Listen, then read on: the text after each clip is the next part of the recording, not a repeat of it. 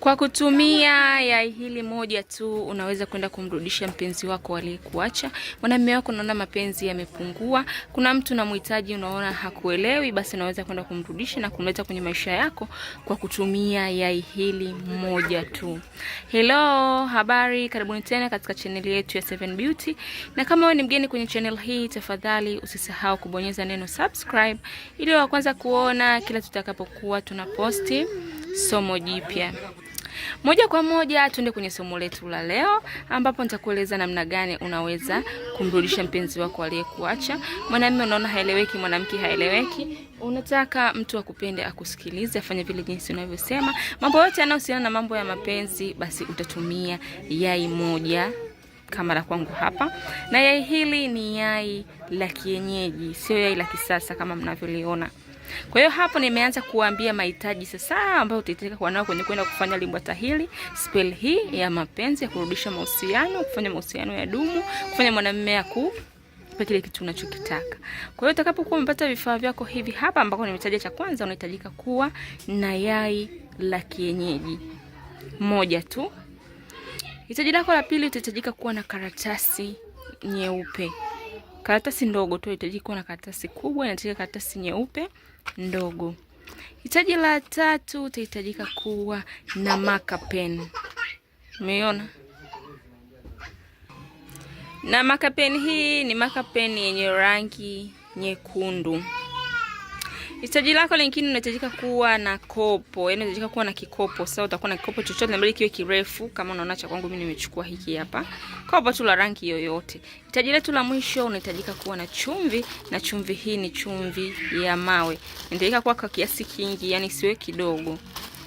Mimi kwangu. Kwa haya ndio mahitaji manne muhimu ambao unahitajika kuwa nayo kwenye kwenda kufanya spell yetu hii ya mapenzi, ya kupendwa, kusikilizwa, kurudisha mwanamume na mambo yote yanayohusiana na mambo ya mapenzi. Kwa hiyo hivi ndio vifaa vyako. Kwa hiyo hatua ya kwanza kabisa ya kwenda kufanya spell hii, utatakiwa kuchukua yai lako hili, na kwenye hili yai utatakiwa kuandika jina la huyo mtu, jina la huyo mwenza wako, jina la huyo mtu ambaye uko naye kwenye mahusiano, unataka atulia, kusikiliza, arudi kwako na vitu vingine vingi. Kwa hiyo utachukua hili yai na utaandika jina lake kwa kutumia marker pen kwenye yai hili. Kwa hiyo utakachotakiwa ni kuandika jina lake kama hivi. Utaandika jina lake, mfano mimi nimeandika jina hilo, anaitwa Azizi Juma. Kwa hiyo na wote atakuwa andika hilo jina la mtu wako, sasa utaliandika kwenye hilo yai. Mfano kama hivyo mimi nilivyoandika. Utakapomaliza kuandika utaliweka pembeni. Hatua inayofuata utakuwa kwenye hii karatasi, nayo ile karatasi yako nyeupe, uandike tena jina la huyo mtu. Jina hilo hilo ambalo umeandika kwenye yai. Utaandika jina lake kwenye karatasi hii mara 7.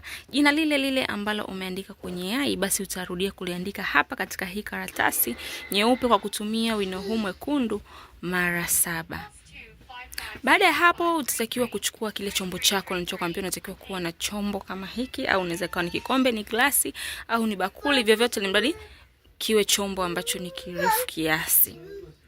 Kwa hiyo baada ya hapo utatakiwa kuchukua hii chumvi yako. Nimekwambia unahitajika kuwa na chumvi nyingi kidogo.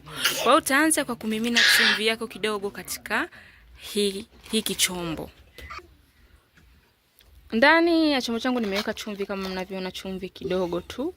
Kwa hiyo baada ya hapo utatakiwa kuchukua ile karatasi yako, sasa utaidumbukiza ndani ya ile chumvi. Naona nilivyodumbukiza, ikifuatiwa na lile yai letu ambalo umeshakusha kuliandika jina, nalo litafuata kule ndani ya kile chombo. Unaona inavyofanana? Humu nimeweka lile yai, lile karatasi, lakini chini nimetanguliza chumvi. Umeona? Chini nimetanguliza chumvi. Haya, hapo kisha kuweka kama hivi, unatakiwa uhakikishe unaijaza sasa hii glasi yako chumvi. Yaani jaza mpaka lile yai wala ile karatasi visionekane kabisa. Yaani unavizika visionekane kabisa. Unavizika kwa kutumia chumvi hii ya mawe. Unaona? Yaani unafunika kabisa kwa chumvi, isionekane karatasi wala isionekane yai. Umeona kama hivi? Vinakuwa havionekani kabisa. nafunika kama hivi. Na utakapokuwa umemaliza kuweka kama hivi, inatakiwa uishike hicho chombo chako kwa mikono miwili.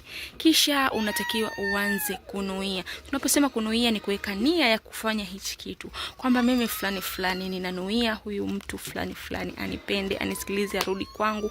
Hapo unanuia vile unavyotaka wewe. Unanuia ulimwengu umlete yule mtu kwenye maisha yako, umrudishe kwako.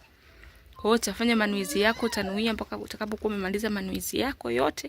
Kwa hiyo kinachotakiwa kufanya ni utachukua hii glasi na utakiwa kwenda kuiweka chini ya kitanda chako au sehemu yote ambako watu hawataona. Yaani unaificha hii glasi na utaiacha kule kwa muda wa siku 7.